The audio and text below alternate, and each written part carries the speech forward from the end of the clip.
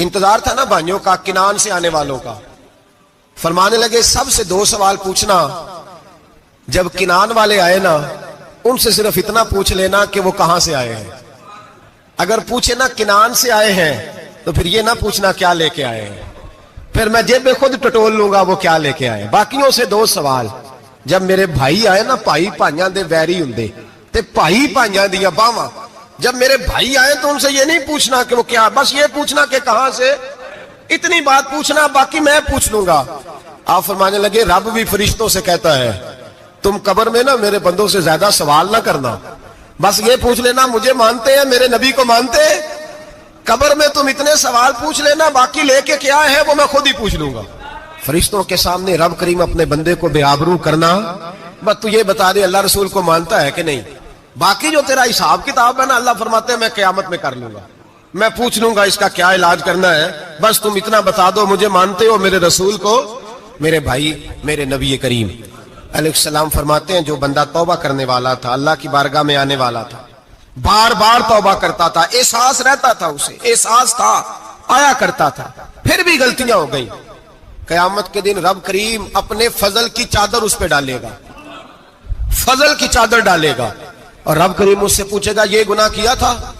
اور نبی پاک فرماتے ہیں اس نے بڑے بھی گناہ کیے, اللہ چھوٹے چھوٹے گناہوں کے بارے میں پوچھے گا.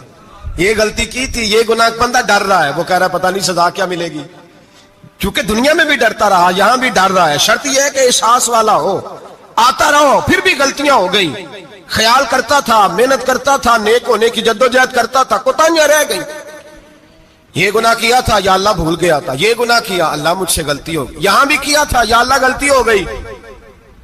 نبی پاک صلی اللہ علیہ وسلم فرماتے ہیں چھوٹے چھوٹے گناہ اللہ دکھا رہا ہے, اور اس سے کہہ رہا ہے یہ کیا تھا, مانتا جا رہا ہے. رب کریم فرماتا ہے پتہ ہے میں تیرے ساتھ کیا کرنے والا ہوں, ٹانگیں کانپ گئی, یا اللہ پتہ نہیں. فرمایا میں تجھے ان گناہوں کے بدلے نیکیاں دینے لگا ہوں, ان گناہوں کے بدلے نیکیاں. نبی پاک فرماتے ہیں فٹافٹ ہی بول پڑا, کہنے لگا یا اللہ میں نے تو بڑے بڑے گناہ بھی کیے, اگر تو نے گناہوں کے بدلے نیکیاں دے دیا تو میرے تو بڑے بڑے پاپ بھی ہیں, وہ دوسرے کدھر ہیں. میرے حبیب کریم علیہ الصلوۃ والسلام فرماتے ہیں رب مسکرائے گا جو رب کی شان کے لائق ہے. اللہ فرمائے گا تیرے دل میں احساس تھا, تو آیا کرتا تھا, تو توبہ کرتا تھا, تو میری بارگاہ ناز میں آتا تھا, پتہ تیرے اوپر چادر کیوں ڈالی ہے, یا اللہ نہیں. فرمایا میں تجھے اپنی رحمت کی چادر میں چھپا کے جنت میں داخل کرنا چاہتا ہوں. میرے بھائی تو آ تو صحیح, تو پہنچ تو صحیح, خدا را. یہ جو جتنی دنیا داری ہے نا, یہ تو آپ ہر وقت کریں گے تو راضی ہوں گے لوگ, ہر وقت. اور یہ جو ہم نے پلاننگ کی ہوئی ہے نا کہ میں فلانا کام کر کے سیانا ہو جاؤں گا, تو اتنی مہلت نہیں دی اللہ پاک نے. وہ کہتا فوراً آ, اپنی منصوبہ بندی بدلیں, رحمت الہی کی جانب توجہ کرے, اپنا ذہن رب کریم کے بارے میں کرم والا بنائے, اور یہ ارادہ کرے کہ میں اس کی بارگاہ میں آؤں گا تو وہ مجھے عطا کرے گا. اپنے بازو پہ بھروسہ نہ کرے, اپنی عقل پہ بھروسہ نہ کرے, بھروسہ جب بھی کرے خدا کی رحمت پہ کرے, اس کے فضل پہ کرے, اس کے کرم پہ کرے, اور ذہن بنائے کہ اللہ معاف کرنے والا ہے. ہمارے ذمہ یہ ہے کہ ہم اپنے گناہوں کا احساس پیدا کریں, ہماری ذمہ داری یہ ہے کہ ہم توبہ سچی اور کھری کریں, ہماری ڈیوٹی یہ ہے کہ ہم اللہ کی بارگاہ میں صحیح معنوں میں حاضری دیں. ہم توبہ بھی جھوٹی کرتے ہیں, بلکہ اگر میں کہوں کہ مذاق کرتے ہیں.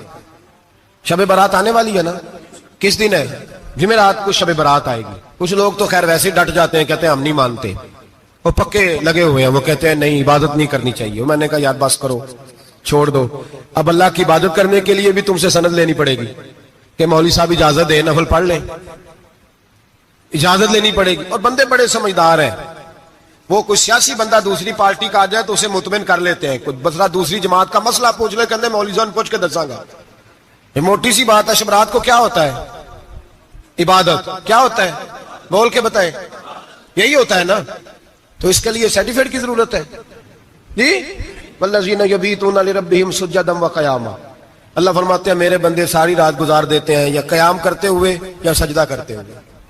اس کے لیے سرٹیفکیٹ کی ضرورت ہے. بڑی جلدی مسئلہ پوچھنے آ جاتے ہیں لوگ. ہاں, ایک وہ ہے جو مانتے نہیں سرے سے, ایک وہ ہے جو بڑا عجیب مانتے ہیں. وہ کہتے ہیں شب رات ہے, چھوٹا گوشت ہی نہیں مل رہا دکان سے. بھئی شب رات گوشت کھانے کا دن ہے, حلوہ کھانے کا دن ہے شب برات, موج کرنے کا دہاڑا آ گیا شب برات. شب رات آئی ہے, پہلے کلو گوشت آتا تھا, 2 کلو لے لو. یہ کون سا طریقہ ہے شب برات منانے کا؟ اور پھر شب برات منائی جائے گی, معراج شریف سے پٹاخے چل رہے ہیں روز شام کو. چلتے ہیں نا؟ نہیں؟ میں کہ مینوں غلطی لگتی تسی بولے نہیں نا.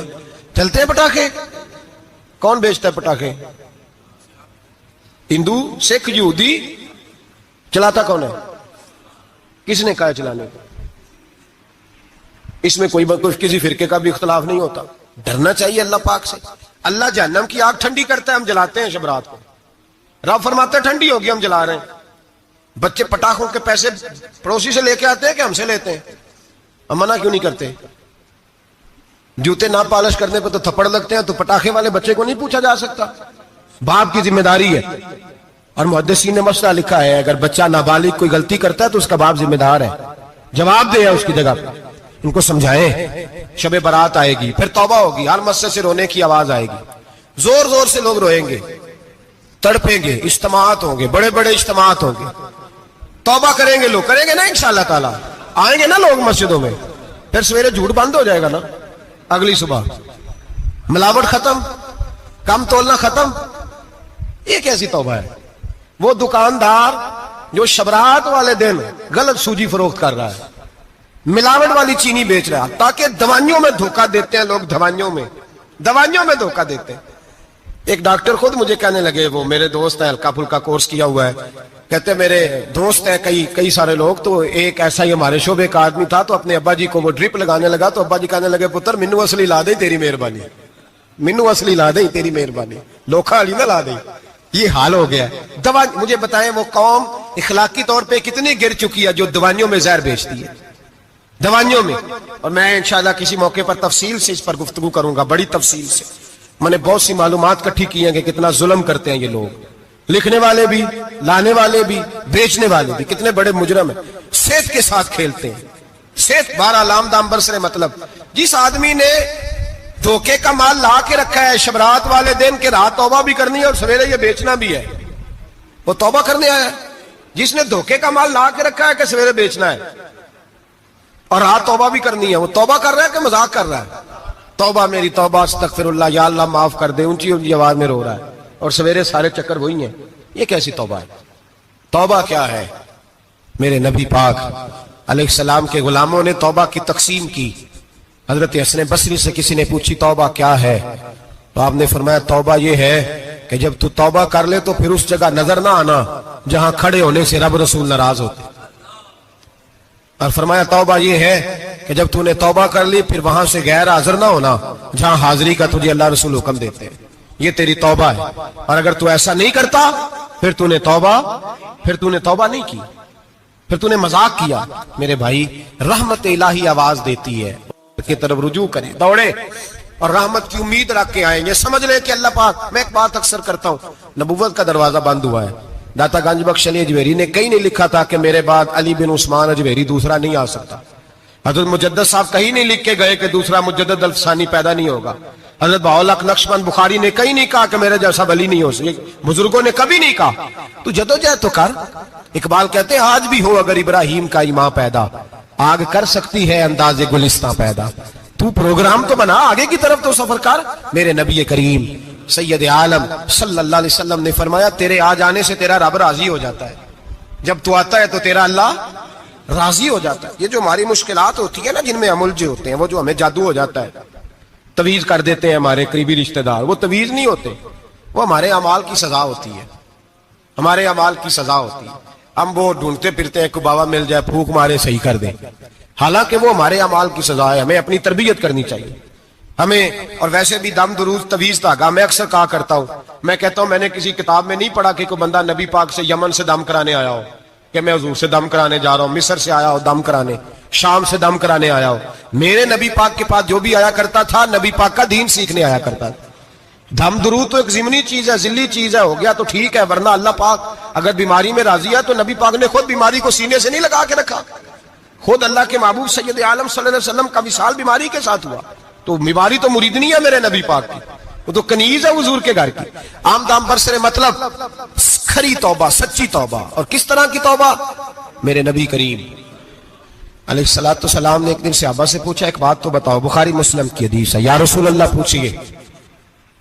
نبی پاک صلی اللہ علیہ وسلم نے فرمایا اگر کوئی آدمی صحرا میں سفر کر رہا ہو، بہت بڑا صحرا ہو، اونٹ پر اس کا سفر ہو اور اس نے اونٹ پر کھانے پینے کا سامان باندھا ہو، پیسے بھی رکھے ہو، پانی بھی رکھا ہو، تھک گیا سفر کرتا کرتا، درخت کی ایک ٹہنی کے ساتھ اونٹ کی نکیل باندھی اور درخت کے نیچے لیٹ گیا آرام کرنے کے لیے۔ اللہ کے حبیب فرماتے ہیں اچانک اس کی آنکھ لگ گئی، جب جاگا تو اس نے دیکھا کہ اونٹ تو غائب ہو گیا ہے، اب نہ کھانا ہے، نہ پانی ہے، نہ پیسے ہیں، اور صحرا بڑا لمبا ہے، پیدل سفر بھی نہیں کر سکتا۔ تھوڑا سا ڈھونڈا، پھر موت کا انتظار کرنے لگا، سوچنے لگا موت آئے گی، اب مر جاؤں گا۔ اللہ کے محبوب فرماتے ہیں تھوڑی دیر گزری، جب بالکل مایوس ہو گیا تھا تو اچانک نظر پڑی تو اونٹ اس کا سامنے کھڑا تھا۔ نبی پاک صحابہ سے پوچھتے ہیں بتاؤ، اس کی کل کائنات اجڑ گئی تھی، رات ضائع ہو گئی تھی، ہر شے لٹ گئی تھی، دوبارہ اسے مل گئی ہے، بتاؤ اسے کتنی خوشی ہوگی؟ صحابہ کہنے لگے یا رسول اللہ نئی زندگی مل گئی اس بندے کو، وہ ساری دنیا سے زیادہ راضی ہے۔ تو میرے کریم رسول صلی اللہ علیہ وسلم نے فرمایا رب کریم کا نافرمان بندہ جب اس کی بارگاہ میں آ کے توبہ کرتا ہے تو اللہ اس سے بھی زیادہ راضی ہو جاتا ہے۔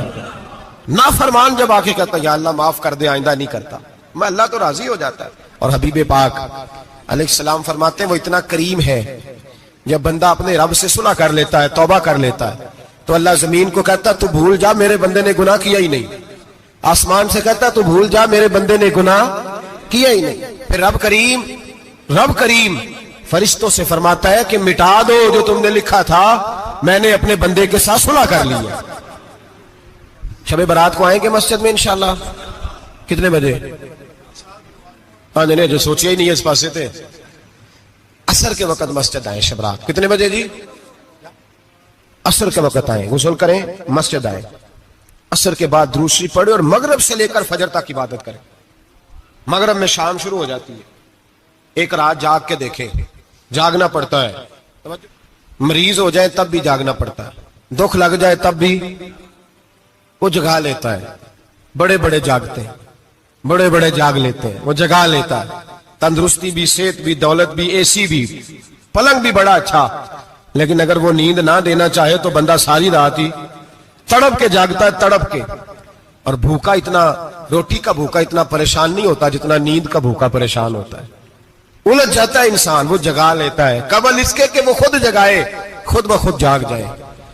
مغرب سے لے کر فجر تک نماز پڑھیں، ذکر کریں، درود پاک پڑھیں، محفل میں شرکت کریں۔ میرے رسول کریم علیہ الصلوۃ والسلام کی پیاری زوجہ ام المومنین سیدنا عائشہ صدیقہ رضی اللہ تعالیٰ عنہ کہتی ہیں حضور رمضان کے علاوہ سب سے زیادہ روزے شعبان میں رکھتے تھے، گویا پریکٹس ہوتی تھی رمضان کی۔ میں نے عرض کیا یا رسول اللہ صلی اللہ علیہ وسلم اتنے روزے کیوں رکھتے ہیں، ابھی رمضان تو آگے ہے؟ تو نبی پاک نے فرمایا عائشہ اس مہینے میں بندے کا عمل اللہ کی بارگاہ میں جاتا ہے، میں چاہتا ہوں جب میرا عمل جائے تو میں نے روزہ رکھا ہوا ہو۔ کثرت سے روزہ رکھیں اور میرے بھائی بدل جائیں۔ میرے نبی پاک نے فرمایا غنیمت جان اگر صحت ہے تو بیماری آنے سے پہلے غنیمت جان جا، یہ چلی جائے گی۔ بیمار آدمی سے کچھ بھی نہیں ہوتا، غنیمت جان لے، لمحوں کو کچھ کر لے، اور اگر تیرے پاس فرصت ہے تو غنیمت جان لے مصروف ہونے سے پہلے پہلے۔ میرے حبیب کریم سید عالم علیہ السلام کے غلام فرماتے ہیں کہ نبی پاک صلی اللہ علیہ وسلم نے ہمیں مثال دے کے سمجھایا۔ مدینے میں جو قبیلہ سب سے زیادہ بکریاں پالتا تھا وہ بنو کلب کا قبیلہ تھا، اور فرماتے اتنی بکریاں تھیں کہ ان کی بکریاں ہم نے کبھی نہیں گنی تھی۔ نبی پاک علیہ السلام نے فرمایا جب شعبان کی 15ویں رات آتی ہے، یہ ترمذی کا لفظ ہے، فرمایا جب شعبان کی 15ویں رات آتی ہے تو بنو کلب کے قبیلے کی بکریوں کے بالوں کی تعداد کے مطابق اللہ میری امت کے افراد کی بخشش فرما دیتا ہے۔ اور صحابہ کہتے ہیں ہمیں لگتا یوں ہے کہ چونکہ ہم نے جو چیز سب سے زیادہ دیکھی تھی وہ بنو کلب کی بکریاں تھیں، اس لیے نبی پاک نے ہمیں سمجھانے کے لیے ان کی بات کی، ورنہ اگر ہم نے اس سے زیادہ کچھ شے دیکھی ہوتی تو نبی پاک اس کا نام بیان فرماتے۔ ہمیں سمجھانے کے لیے فرمایا بنو کلب کے قبیلے کی بکریوں کے بالوں کی کسی ایک بکری کے بال بھی بندہ گن سکتا، اور حضور نے فرمایا جو سب سے زیادہ بکریاں پالتے ان کی تعداد کے مطابق حضرت عائشہ صدیقہ رضی اللہ تعالیٰ عنہ فرماتی ہیں جنت البقیع میں حضور جایا کرتے، قبرستان میں، قبرستان کے کونے میں اللہ کے رسول کو میں نے نماز پڑھتے بھی دیکھا 15ویں رات کو، اور فرماتی ہیں حضور بقیع والوں کے لیے بخشش کی دعا بھی کرتے، قبرستان بھی جائیں شب برات کو ان کے لیے دعا بھی کریں۔ اور پھر میرے بھائی شب برات کو للہیت کے ساتھ آئیں، लौटने का प्रोग्राम बनाए, उससे कबल के रब करीम खुद जकड़ के ले आए, खुद बखुद आए, उसके करम की तरफ तवज्जो करें, उसकी रहमत की तरफ तवज्जो करें। मेरे रसूल करीम सल्लल्लाहु अलैहि वसल्लम के पास एक देहाती आए, मौला अली शेर खुदा फरमाते मैं भी हाजिर था। कहते कभी कभी सादे बंदे आते थे पर बड़ी अजीब ही बात कर जाते थे। कहते एक देहाती आए, तामत बांधी हुई और सादा सा रुमाल कंधे पे रखा हुआ है। नबी पाक के पास आए और हुजूर से दिल लगी करने लगे, हुजूर से दिल लगी करने लगे, मीठी बातें कहने लगे। यार रसूलल्लाह एक मसला पूछने आया हूं। फिर मैं पूछो। अर्ज करते हैं हुजूर कयामत में हिसाब कौन लेगा? कयामत में अब किसको नहीं पता कौन हिसाब लेगा, दिल लगी की बात है ना, कौन लेगा? नबी पाक ने फरमाया अल्लाह हिसाब लेगा। तो कहते उसने ना और जुमला कहा तो हम उसकी बात पे हैरान हो गए। कहने लगे या रसूलल्लाह वाकई अल्लाह हिसाब लेगा? तो कहते नबी पाक मुस्कुराए, फरमाने लगे तुझे तेरी मार होए, मैं सच्ची तो कह रहा हूं, तो किस तरह की बात कर रहा है, अल्लाह हिसाब लेगा। हजरत अली फरमाते उसने रुमाल उठाया कंधे पे रखा, कहने लगे या रसूल अल्लाह अगर रब हिसाब लेगा तो फिर उसने माफ ही कर देना है। ये कह के वो चला गया, ये लफ्ज कह के वो चला गया। तो हजरत मौला अली कहते मैंने हुजूर का चेहरा देखा तो गुलाब से भी ज्यादा खिला हुआ था, मैंने नबी पाक का चेहरा देखा तो चांद से भी ज्यादा रोशन था। मैंने कहा हुजूर ये क्या कह गया है? नबी पाक ने फरमाया बंदा बड़ा सादा था, बात बड़ी प्यारी कर गया है, बड़ी प्यारी कर गया है। हुजूर ने फरमाया अली रब करीम है, और करीम जब गालिब होता है तो करम ही फरमाया करता है, वो करम ही करता है, वो माफ ही करता है, वो माफ ही करता है। अल्लाह माफ करता है, पर मैंने कहा कोई माफी लेने आए ही ना, तो कोई माफी लेने। एक और बात भी आखिर में समझानी है आपको, वो भी समझ ले। हम जब किसी रिश्तेदार को राजी करने जाते हैं ना, नाराज हो, तो हमें पता चल जाता है कि ये वक्त टपाने आया या राजी हो गया। दो किस्म के लोग होते हैं, कहते हैं चलो बरादरी आ गई मैं चलता हूं, पर किस तरह? टाइम पे टाइम आऊंगा, 200 दे के घर आ जाऊंगा। और जो राजी हो जाते हैं ना, वो 2 दिन पहले आते हैं, देगों का भी ख्याल करते हैं, मुलाकात करते हैं, वो कपड़े भी नहीं बदलते। फर्क होता है राजी होने में। बात की समझ आ रही है आप? हम तौबा करने आते हैं अल्लाह की बारगाह में, क्या हमें पता नहीं चलता कि हमने तौबा किया, रब राजी हुआ है कि नहीं हुआ? हमारा ईमानी रिश्ता तो है ना अपने रब से, रूह का ताल्लुक तो है ना, तो हमें अंदाजा होता है कि अल्लाह राजी हो गया कि नहीं। अंदाजा तो होना चाहिए ना हमें। ये बात कहने की नहीं, ये बात महसूस करने की है, इसको महसूस करें। हम जब अल्लाह की बारगाह में आए तो फिर हमें अंदाजा होना चाहिए कि मैंने मना लिया है कि नहीं मना सका, मैं उसको राजी करके उठ रहा हूं कि नहीं उठ रहा। अगर बगैर राजी किए उठे हो तो फिर फॉर्मेलिटी करने आए थे, फिर राजी करने नहीं आए थे। हजरत फुज़ैल इब्न अय्याज रहमतुल्लाह ताला अलैह फरमाते एक दिन मैंने सर सजदे में रखा और मैंने कहा खुदा बंदा आज मुझे पता चलेगा कि तू मुझसे राजी है कि नाराज है, तो फिर ही मैं उठूंगा, फिर ही उठूंगा। आप फरमाते हैं मुझे चारों कोनों से आवाज आने लगी कि तेरा रब राजी हो गया। और फरमाते जिस जगह मैं सजदा कर रहा था वो जमीन भी बोलने लगी कि बस कर दे, अर्श का मालिक तुझसे राजी हो गया है। लेकिन शर्त यह है, हजरत हबीब अजमी रहमतुल्लाह अलैह फरमाते हैं मैं सूद का कारोबार करता था तौबा करने से पहले। कई दफा मैंने तौबा की थी, लेकिन मेरी उस तौबा के अंदर सदाकत नहीं होती थी। मेरा दिल भी गवाही देता था कि ये ना बहुत सारे बंदे कहते हैं आइंदा नहीं करता, वक़्त टपाते हैं। जिस तरह बंदों को धोखा देते हैं इस तरह माज़ अल्लाह तौबा भी इसी तरह की करते हैं, लेकिन बाद में दोबारा उसी डगर पर चल निकलते हैं जिस पे पहले होते हैं। आप फरमाते हैं मैं कई दफा तौबा करता था तो तोड़ देता था। आज मैंने तौबा की, किस तरह की? सूद का मैं धंधा करता था तो मैं सूद के पैसे लाया, गोश्त पकने को दिया बीवी को, सूद के पैसों का। मेरी बीवी ने हंडिया चढ़ाई, थोड़ी देर गुजरी तो वो सारा गोश्त खून बन गया। मेरी बीवी उठा के लाई, कहने लगी ले जाइए, जो तू गरीबों का खून निचोड़ के लाया था ना, ये खून बन गया, खुद भी पी और औलाद को भी पिलाओ। कहते मैंने सच्ची तौबा का फैसला किया। आज पहले मैं सच्ची तौबा का इरादा नहीं कर, आज सच्ची तौबा का फैसला किया और मैं निकला हजरत हसन बसरी के पास गया, उनकी बैत हुआ, तौबा की, उन्होंने मुझे अमाल बताए, खरी तौबा की। कहते जब तौबा के लिए घर से निकला तो छोटे छोटे बच्चे खेल रहे थे। एक बच्चा कहने लगा पीछे हट जाओ, बहुत बड़ा सूदिया है, इसका साया भी पड़ गया तो हमारे अंदर नहुसत आ जाएगी, पीछे हट जाओ, सूद का धंधा करता है। कहते मुझे और चोट लगी कि या अल्लाह तेरी छोटी छोटी मखलूक भी ये समझती है। कहते मैं तौबा करने गया तो खरी तौबा करके आया हज़रत हसन बसरी के पास, रो रो के तौबा की। मैं वहां से वापस आया तो बच्चे अभी खेल रहे थे। کہتے ہیں وہ بچہ جو پہلے بولا تھا کہ پیچھے ہٹ جاؤ بڑا سود والا ہے نحوست پڑ جائے گی، وہ بچہ پھر آواز دے کے کہنے لگا دوستو پیچھے ہٹ جاؤ، رب کریم کا ولی آ رہا ہے، اللہ کا بندہ آ رہا ہے، کہیں ایسا نہ ہو ہمارے پیروں سے گرد اڑے اور اس ولی کے اوپر پڑے اور اس کی توہین ہو جائے، اللہ ہم سے ناراض نہ ہو جائے ولی کی توہین کر کے، پیچھے ہٹ جاؤ۔ آپ فرماتے ہیں میں نے تڑپ کے آسمان کی طرف دیکھا اور میں نے کہا یا اللہ مجھے سمجھ آ گئی ہے کہ کھری توبہ کیا ہوتی ہے، سچی توبہ اصل توبہ کیا ہوتی ہے، جھوٹ موٹ کی توبہ نہ کریں۔ شب برات کو آئیں اور بڑا دیانتداری کا مشورہ دیتا ہوں، دل کو سنبھال کے آئیں، اگر جھوٹ نہیں چھوڑنا، فریب نہیں چھوڑنا، ہم نے مسجد کی حاضری کی پابندی نہیں کرنی تو پھر توبہ کے لفظ پکارنا دھوکہ ہے، پھر یہ دھوکہ ہے، پھر یہ مذاق ہے، پھر مذاق نہ کریں، آنا ہے تو کھری توبہ کے ارادے سے آئیں، کھل کے آئیں۔ انشاءاللہ ہر سال ہم بھی ساری رات یہاں بیٹھتے ہیں، آپ سے بھی گزارش کریں گے کہ چھٹی نہ کریں، وقت پہ آئیں، مغرب میں آئیں، نوافل ادا کریں، عشاء کے بعد نوافل پڑھیں۔ محفل کرنے کا مقصد یہ ہوتا ہے کہ تلاوت سے دل نرم ہوتا ہے، نعت سے دل نرم ہوتا ہے، تقریر سے انسان کی سوچ بدلتی ہے، توبہ کی طرف جاتی ہے۔ یہ سارے کام کر کے جب بندہ استغفار کرتا ہے، توبہ کرتا ہے تو اس کے لیے آسان ہو جاتا ہے، ذہن بن جاتا ہے، اس لیے واز بھی ہوگا، ذکر بھی ہوگا، دعا بھی ہوگی۔ وقت کو ضائع نہ کریں، رمضان قریب آنے والا ہے۔ بزرگ کہتے ہیں اگر شب برات پہ سچی توبہ کر لو گے تو پھر رمضان میں جو نیکیاں کرو گے وہ تمہارے پاس سٹاک بن جائے گا، وہ تمہارے پاس خزانہ اکٹھا ہو جائے گا۔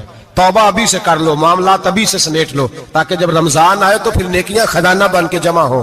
ہمیشہ مدحت خیر الانام میں گزرے، دعا ہے یہ عمر درود و سلام میں گزرے۔ آخر دعوانا